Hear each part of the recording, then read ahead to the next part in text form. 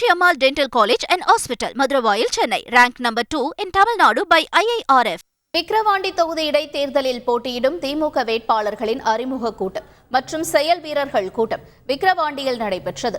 அதில் இந்தியா கூட்டணியின் சார்பில் போட்டியிடும் திமுக வேட்பாளர் அன்னியூர் சிவாவை கட்சியின் மூத்த தலைவர்கள் அறிமுகம் செய்து வைத்தனர். நிகழ்ச்சியில் திமுக மற்றும் கூட்டணி கட்சிகளை சேர்ந்த தலைவர்கள் கலந்து கொண்டனர். நிகழ்ச்சியில் பேசிய விடுதலை சிறுத்தைகள் கட்சியின் தலைவர் திருமாவளவன், விக்கிரவாண்டி இடைத்தேர்தல் வெற்றி வரும் 2026ஆம் ஆண்டு நடைபெறும் சட்டமன்ற தேர்தலுக்கான முன்னோட்டமாக இருக்கும் என்று கூறினார்.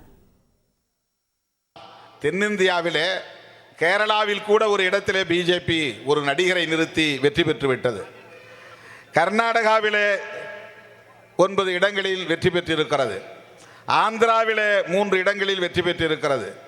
தெலுங்கானாவிலும் வெற்றி பெற்றிருக்கிறார்கள். மகாராஷ்டிராவிலும் வெற்றி பெற்றிருக்கிறார்கள். அவர்களால் ஒரு இடத்தில் கூட வெற்றி பெற முடியவில்லை என்றால் அது தமிழ்நாடு மாநிலம்தான், தமிழ்நாட்டில்தான்.